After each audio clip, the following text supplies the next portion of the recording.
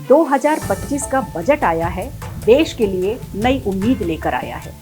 खबर प्रधान शो में आज हम समझेंगे इस बजट में क्या है खास और देश के हर वर्गों को, खासकर मिडिल क्लास को इससे क्या है फायदा।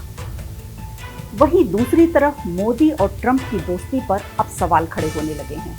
ट्रंप को लेकर विदेश मंत्री के जवाब के क्या है मायने, जानेंगे इसे भी। दिल्ली चुनाव में दंगों के नाम पर वोट नहीं, सफाई, पानी, सड़क चाहिए। नमस्कार, खबर प्रधान शो देख रहे हैं आप और मैं हूं निवेदिता।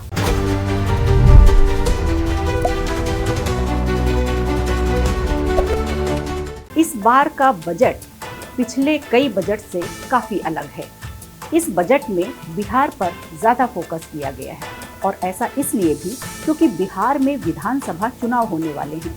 लेकिन इसकी एक वजह ये भी हो सकती है कि केंद्र सरकार बिहार को डेवलप करना चाहती है या फिर बिहार में नए अवसर पैदा करना चाहती है। इस बजट के बाद एक सवाल जो ज्यादा सुर्खियों में है वो ये कि इस बार के बजट में पिछले बजट से क्या फर्क है। बजट सत्र शुरू होने से पहले ही प्रधानमंत्री नरेंद्र मोदी ने कह दिया था कि इस बार के सत्र में विदेशी ताकत शांत बैठी है। इसके अलावा मोदी ने 2047 तक विकसित भारत का संकल्प भी रखा। नारी शक्ति के सशक्तिकरण पर जोर देने के साथ साथ अर्थव्यवस्था के 3 स्तंभ इनोवेशन, इंक्लूजन, इन्वेस्टमेंट की भी बात रखी थी। फिर अंत में जाते जाते पीएम मोदी ने मां लक्ष्मी का नाम लेकर संबोधन को खत्म किया। वहीं आज के संबोधन में बजट पेश होने के बाद पीएम मोदी ने कहा, मौजूदा बजट सरकार का खजाना भरने की बजाय देश के नागरिकों की जेब और बचत बढ़ाने पर केंद्रित है। यह बजट नागरिकों के विकास को बढ़ावा देने, उन्हें विकास का भागीदार बनाने के लिए मजबूत नींव रखता है। इस दृष्टिकोण से बजट पूरी तरह से अलग है। आपको बता दें, इस बजट में कई ऐसी घोषणाएं हैं जिन्हें सुन मिडिल क्लास वर्ग खुश हो जाएगा। दरअसल पीएम मोदी ने मिडिल क्लास को इकोनॉमी की बैकबोन बताया है। इस बार के बजट में सरकार ने आम आदमी, किसान और स्टार्टअप पर ज्यादा फोकस किया है, जिसके तहत एमएसएमई के लिए लोन गारंटी कवर 5 करोड़ से बढ़ाकर 10 करोड़ कर दिया गया है। साथ ही स्टार्टअप के लिए लोन 10 करोड़ से बढ़ाकर 20 करोड़ रुपए किया जाएगा। निर्मला सीतारमण ने एक और बड़ा ऐलान करते हुए कहा कि अब 12 लाख की सालाना कमाई पर कोई भी टैक्स देने की आवश्यकता नहीं है। ये बदलाव न्यू टैक्स व्यवस्था के तहत किया गया है। इसके पहले 7 लाख की कमाई पर कोई टैक्स नहीं देना था। आपको बता दें कि स्टैंडर्ड डिवीजन को 75,000 रुपए पर ही रखा गया है। इस हिसाब से नया टैक्स रिजीम चुनने वालों के लिए 12 करोड़ 75 लाख तक की कमाई पर कोई टैक्स नहीं देना पड़ेगा। बजट में टीडीएस और टीसीएस घटाने का भी ऐलान किया, जिससे आम आदमी के हाथ में ज्यादा पैसे रहेंगे। सैलरी पर कटने वाले टीडीएस को कम किया जाएगा। इसके तहत 1 लाख का स्टैंडर्ड डिडक्शन भी किया गया है। साथ ही बजट में किराए पर मिलने वाली छूट भी 2.5 लाख से बढ़ाकर 6 लाख किया जाएगा। विदेश भेजे जाने वाले पैसों को भी 10 लाख कर दिया गया है। टीसीएस अब सिर्फ बिना पैन वालों पर ही काटा जाएगा। अपडेट रिटर्न की सुविधा भी दी गई है, जिसका फायदा 90 लाख करदाताओं को होगा।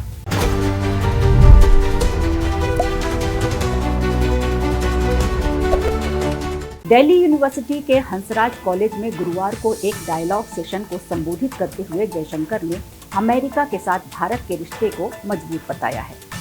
लेकिन जब विदेश मंत्री से डायलॉग सेशन में पूछा गया कि ट्रंप को आप भारत के लिए किस रूप में देखते हैं, एक दोस्त के रूप में या फिर खतरा, इस सवाल पर जयशंकर ने बताया, डिप्लोमेटिक रिस्पांस दिया और मुस्कुराते हुए कहा, अभी उनके मेहमान बन के आए हैं, उनके शपथ ग्रहण में गए थे, अच्छा ट्रीटमेंट दिया हमको, अब वही मैसेज है।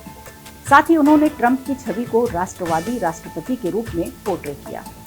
साथ ही उन्होंने यह भी कहा कि ट्रंप की कुछ नीतियां भारत के लिए आउट ऑफ सिलेबस हो सकती हैं। आपको बता दें कि ट्रंप और मोदी की दोस्ती को लेकर सवाल इसलिए उठ रहे हैं क्योंकि बीते दिनों से ट्रंप के कई ऐसे फैसले हैं जो भारत और ब्रिक्स देशों के खिलाफ देखने को मिल रहे हैं।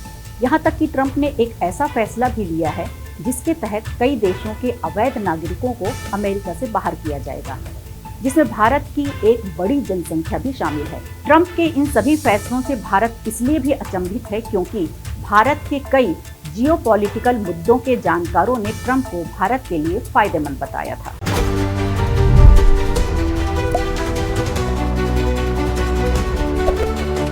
23 फरवरी 2020 का वो दिन जब दिल्ली के जाफनाबाद में दंगे भड़के थे। जल्दी ही ये सीलमपुर, मौजपुर और नेहरू विहार तक फैल गए।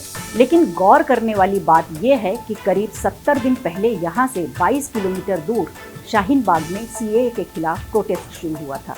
पुलिस के मुताबिक शाहीन बाग में दिए गए भाषण दंगे भड़कने की वजह से बने। दंगों के आरोप में 2619 लोग अरेस्ट किए गए और इनमें से करीब 2100 लोग जमानत पर बाहर आ गए। कुछ अब भी जेल में हैं।